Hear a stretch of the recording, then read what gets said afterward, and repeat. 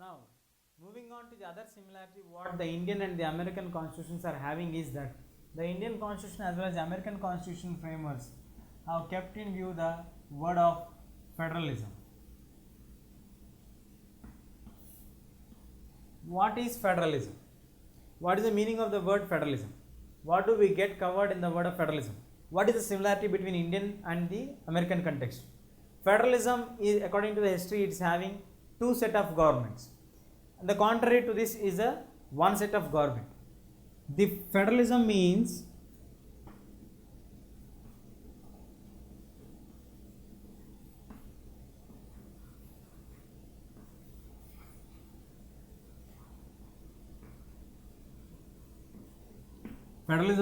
two set of governments.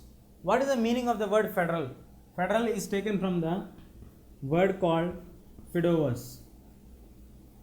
It is a Latin word meaning fideus. It is the Latin word which is giving a meaning of called agreement.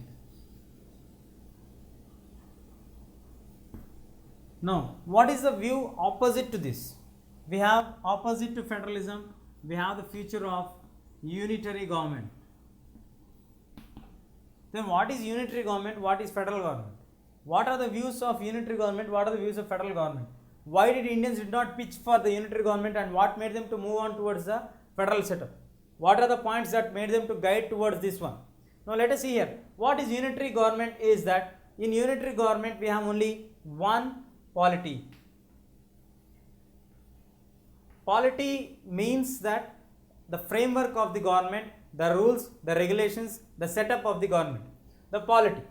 So in single polity, a nation where we have 400 million of population at that point of time can't address all the issues.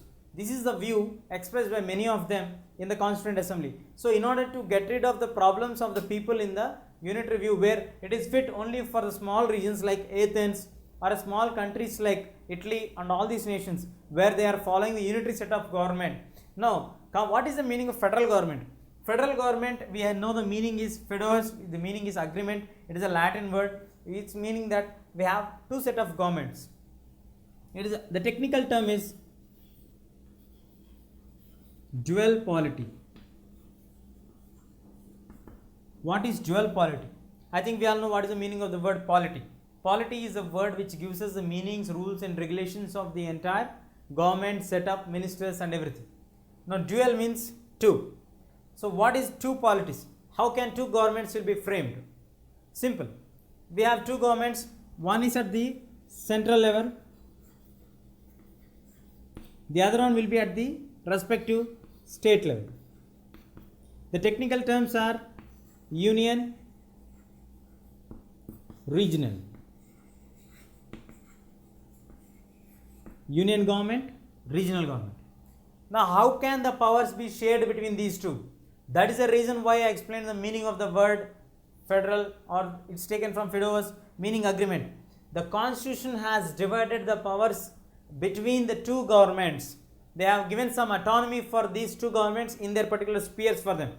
For example, the central government is given the entire responsibility, or the union government is given the entire responsibility of maintaining the context of the entire nation, like defense, the foreign policy of India, the military policy of India, the naval policy of India, the economic policy of India, the financial system of India, the boundary setup of India.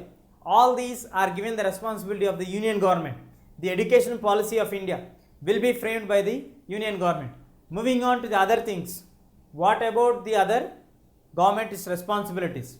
For example, a country like India, where if you suppose forests, the region of forest comes under the union government, then what about the region of Rajasthan region where there are no forests? What are the steps that are going to be taken there? Marriage or the local education policy. For these kind of issues, police administration. The army administration is given for the central powers, then the police administration is given for the respective local governments. So in order to maintain the autonomy in the fields and in order to decentralize the power between them, we have given the authority for them in two parts. So the union government is given the responsibilities on certain issues. The other issues were given the power for the regional parties or the regional powers, or especially the state governments, in order to address the local issues very clearly.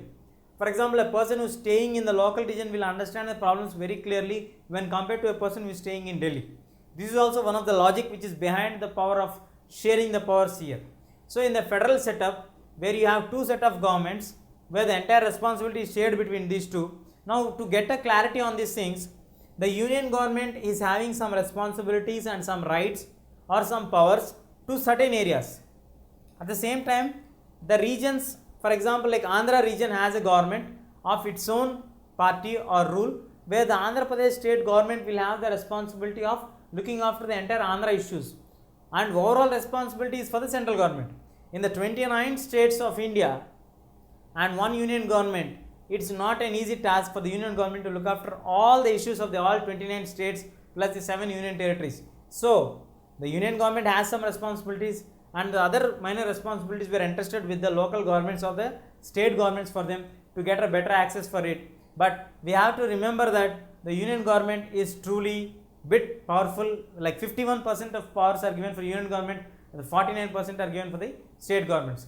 Because in order to maintain the unity of India, in order to maintain the equilibrium balance, if any disturbance occurs in between any state, so that the unitary powers are given for the central government and the states are given a bit less powers. And if any law is made by central government and the state governments on the same issue, the issue of same point which is made by both of them, then the state government law will become void and the central government law will prevail on that particular issue here.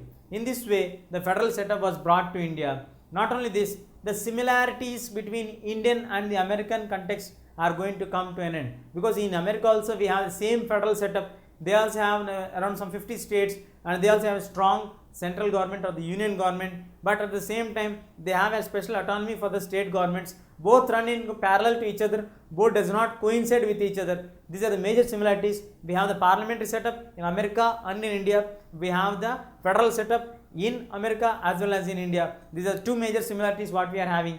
Moving on to the dissimilarities or the other issues which are having us and which are not similar to the American setup, we will discuss them.